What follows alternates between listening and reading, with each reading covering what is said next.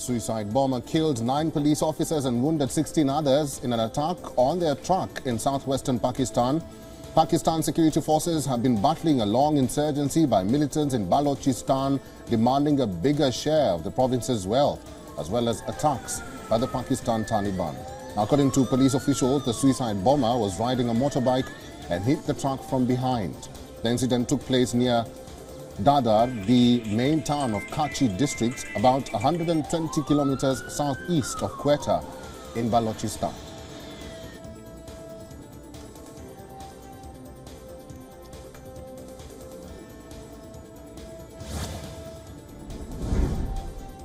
South Korea has proposed establishing a public foundation to compensate victims of wartime forced labor by Japan to help resolve strained ties between the two countries. Under the plan, South Korea would compensate former forced laborers through an existing public foundation funded by the private sector companies. The proposal was welcomed in Tokyo but faced immediate backlash from some victims and South Korea's main opposition party, who accused the government of capitulating to Japan.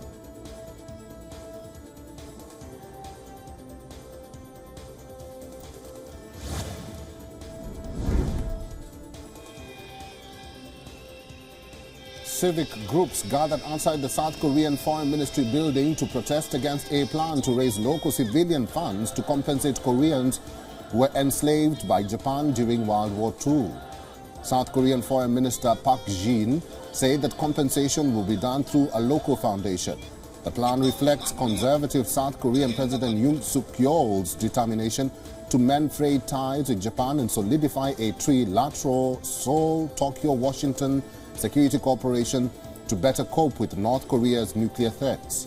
The plan drew an immediate backlash from former forced laborers and their supporters, who demanded direct compensation from the Japanese companies that benefited from the exploitation.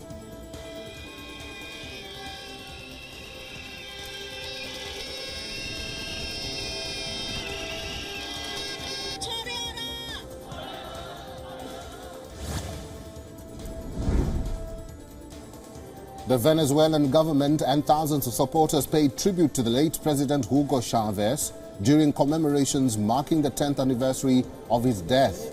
Mourners carried photographs of Chavez, signs and other paraphernalia as they queued outside Chavez's mausoleum.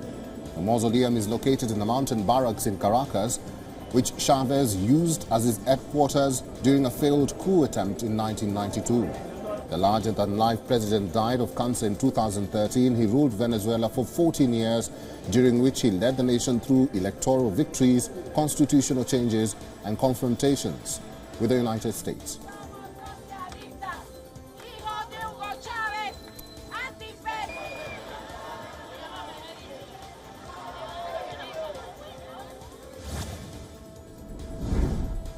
At least 5 people have been arrested and 7 police officers were injured in massive clashes that erupted between protesters and police in Athens.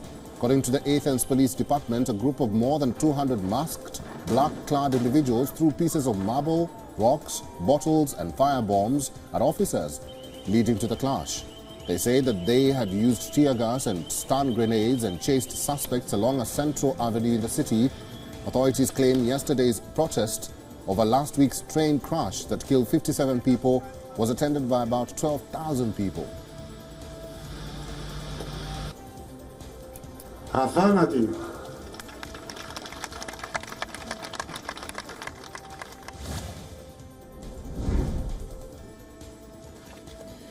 Hundreds of people took part in a march in the small Italian beach town of Steccato di Cutro in remembrance of the migrant shipwreck victims.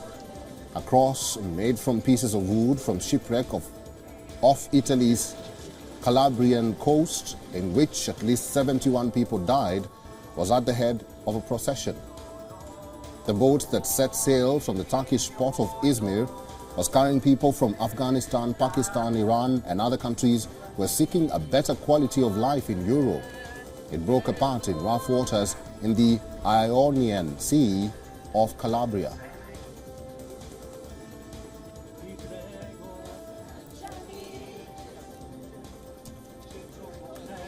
Senza te en questo mondo di tempesta. The world's first openly transgender Member of Parliament and tireless advocate for LGBTQ rights, New Zealander Georgina Bear, died in hospice care today at the age of 65 after a long battle with kidney disease.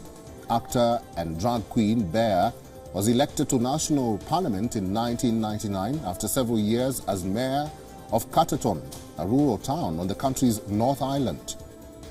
She served as a Labour Member of Parliament until 2007. Bear received a kidney transplant in 2017 after 4 years of end-stage renal failure that required daily dialysis.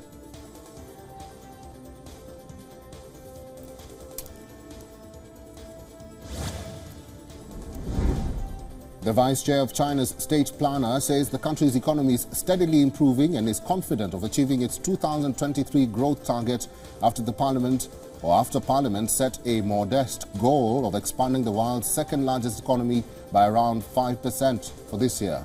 Analysts noted economic and financial risks featured more prominently in this year's work report, as well as steps taken to improve the country's employment rate.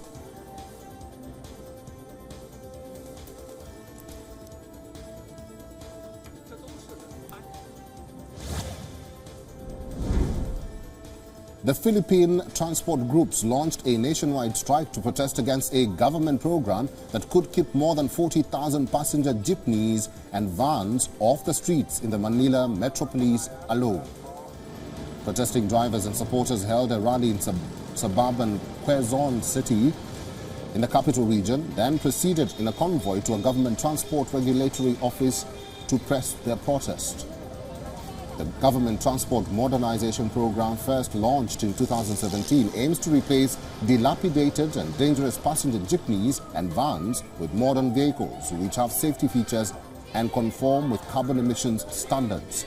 Drivers fear that the new program would phase out traditional jeepneys, which have become a cultural icon, and other aging public transport vehicles.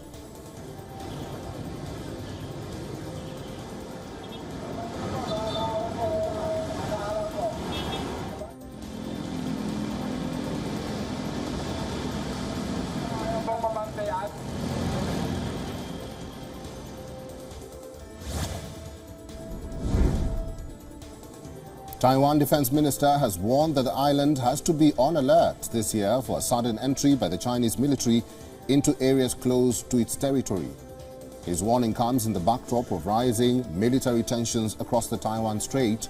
Answering lawmakers in Parliament, the Defense Minister said that the Chinese People's Liberation Army might find excuses to enter areas close to Taiwan's territorial air and sea space as Taiwan steps up its military exchanges with the United States. Taiwan has vowed to exercise its right to defend itself and counterattack China if necessary.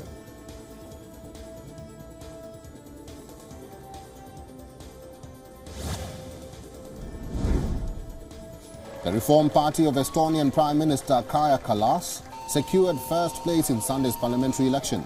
Results with 98% ballots counted show the far-right EKRE party in second place with 16.1% versus 31.5% for Kallas's Liberal group, reflecting concerns among some voters over the rising cost of living in the wake of Russia's Ukraine war.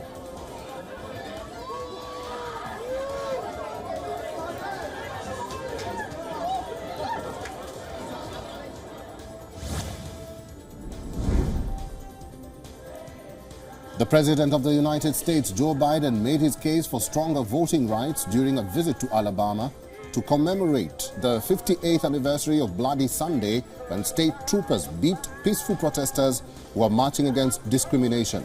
Biden's trip to Selma, in his latest event, aimed at underscoring his commitment to black voters who helped propel him to the White House and remain a key constituency going into to his expected 2024 re-election bid.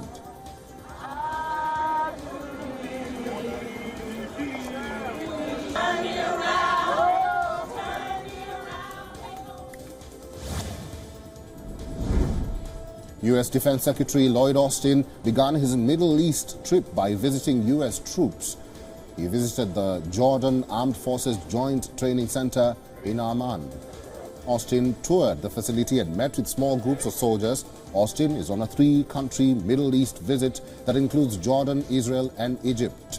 The trip is aimed at reassuring key allies of American commitment to the region despite Washington's recent focus on Russia and China. The Pentagon chief is expected to press Israeli leaders to reduce tensions in the West Bank.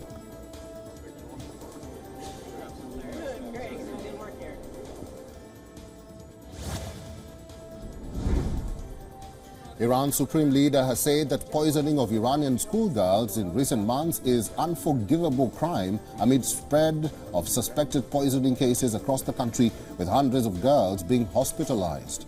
He said that if a series of suspected poisonings at girls' schools are proven to be deliberate, the culprits will receive the most severe penalty for committing the crime. It was the first time Supreme Leader Ayatollah Ali Khamenei has spoken publicly about the suspected poisonings, which began late last year and have sickened hundreds of children. Unlike neighboring Afghanistan, Iran has no history of religious extremists targeting women's education.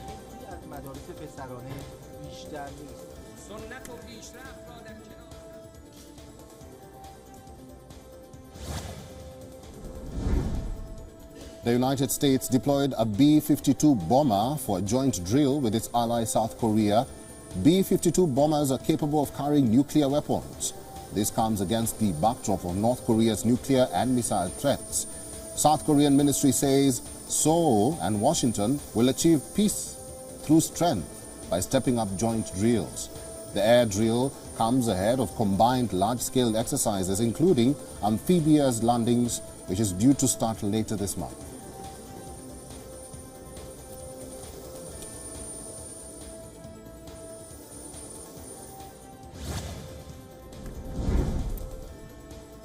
Republican Florida Governor Ron DeSantis took his fight against liberalism deep into the Democratic territory of California as he laid the ground for an expected White House bid. DeSantis has been meeting with wealthy donors in recent days and banishing his national while lambasting the woke ideology of leaders in Democratic strongholds, including California and New York.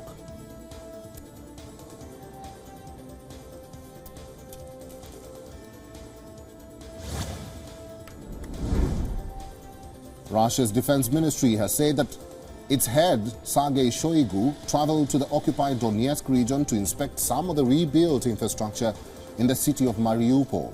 Mariupol, a Ukrainian port city on the Azov Sea, has been occupied by Russian forces since early days of the special military operation, during which heavy bombardments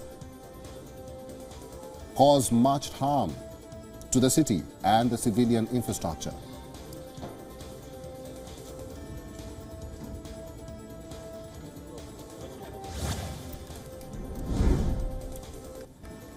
Parts of Australia's east, including Sydney, recorded their hottest day in more than 2 years, with temperatures soaring to more than 40 degrees Celsius.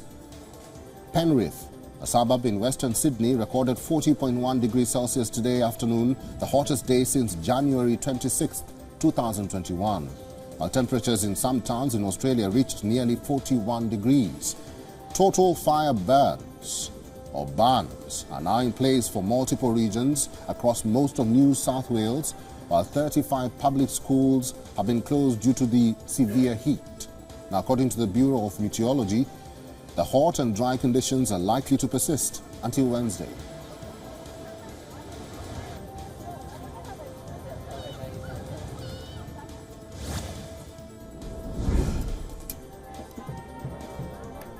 Indigenous women raced through the streets of Bolivia's youngest city, El Alto. More than 40 women ranging in ages from 18 to 45 pedaled for 7 kilometers through the city's streets on their bikes. The race was part of festivities celebrating the 38th anniversary of El Alto. The city, which neighbors the capital, La Paz, is one of the highest populated areas in the world, lying at an altitude of 13,615 feet above sea level. At the finish line, some of the exhausted participants recovered their breath, lying on the floor. The winners were then presented with a medal and a bicycle.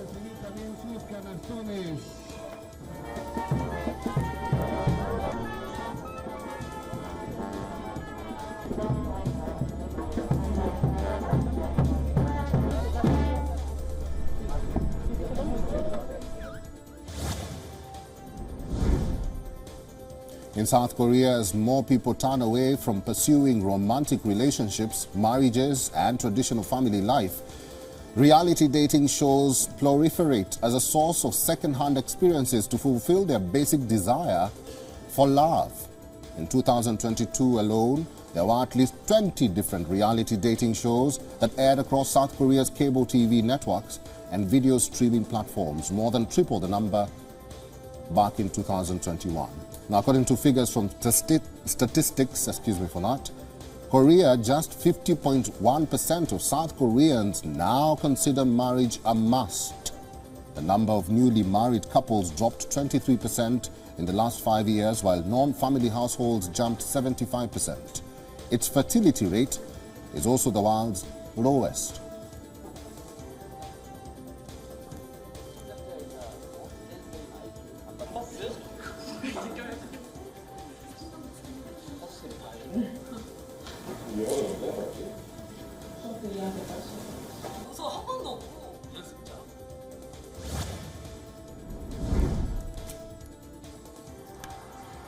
Using only tin cans, Mexican scouts formed a flua du lis, more than 90 meters long, in Mexico City's famous Zocalo to promote recycling. Scouts from all over the country gathered in the capital. They brought cans to commemorate 96 years of the Scout Association in Mexico. After the giant flower was assembled, the youth ran towards the cans, stamping them so they could be recycled. The head of the organization in Mexico, Pedro Diaz-Maya, said that money raised by the Scouts through this action will be donated to government orphanages and to victims of the earthquakes in Syria and Turkey.